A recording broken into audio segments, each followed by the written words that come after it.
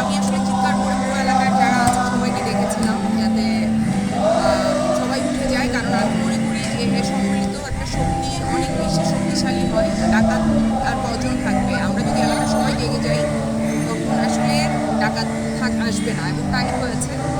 এবং কিছুক্ষণ পরে সামরিক বাহিনীর থেকেও লোকজন এসেছে। সো এই তো।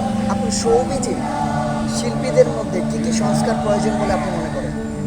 মানুষ হিসেবে সবচাইতে আগে সংস্কার দরকার। আমার মনে হয় যে মানুষ হিসেবে যখন নিজে পরিষ্কার থাকবে, শুদ্ধ থাকবে, সে আসলে শিল্পী হিসেবেও তত বেশি শুদ্ধ এবং পরিষ্কার থাকবে। আপনারা তো শিল্পী, দেশের বাইরে অনেক সময় যেতে হয় শুটিংয়ে বা বিভিন্ন অ্যাওয়ার্ড প্রোগ্রামে আপনাদেরকে যেতেই হবে, সেটা স্বাভাবিক। আমরা এয়ারপোর্টে দেখি যে অনেকের বিভিন্ন ধরনের অভিযোগ থাকে, তাদের লাগেজ থেকে ছেড়ে দেওয়া থেকে অনেক কিছুই থাকে। তো এরকম কখনো ফেস করেছেন কি না? যদি এমন করে থাকেন তাহলে সে প্রসঙ্গে কী বলবেন? আমি এই ধরনের প্রশ্নের উত্তর দিতে চাই না, এটা কোনো প্রাসঙ্গিক প্রশ্ন।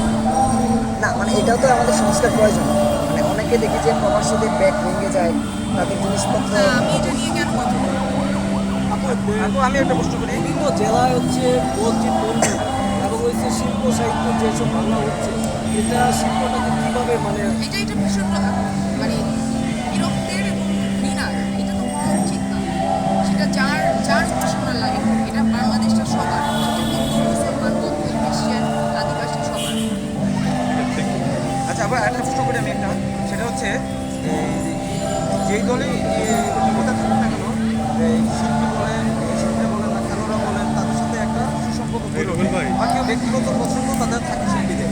এবং যখন দল পরিবর্তন হয় তখন তাদেরকে টার্গেট করা হয় কিংবা তাদেরকে বিভিন্নভাবে অনেক হেনস্থ করে দেওয়া হয়। হ্যাঁ, আমি বলেছি যে আসলে বিদ্বেষের রাজনীতি থেকে বের হতে হবে, এই প্রতিহিংসা রাজনীতি থেকে বের হতে হবে।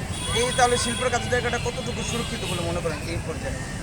আমরা সবাই খুবই অরক্ষিত ছিলাম, এখন আশা করবো যে ভবিষ্যতে আমাদের সুরক্ষা নিশ্চিত।